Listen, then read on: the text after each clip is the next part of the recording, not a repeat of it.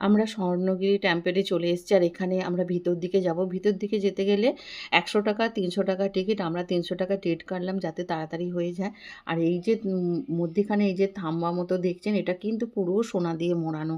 আর এর ভেতর যেতে গেলে কোনো ক্যামেরা নিয়ে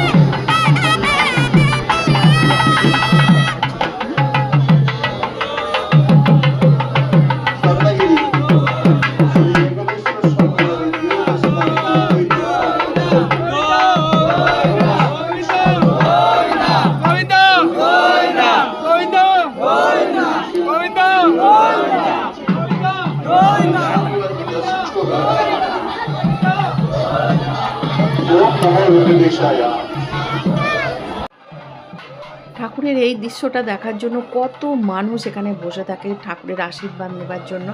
আমরাও হয়তো কিছুটা ভাগ্যবান, এদের সাথে আমরা হয়েছিলাম, তাই এই আশীর্বাদ আমরাও পেয়ে গেলাম এখানে।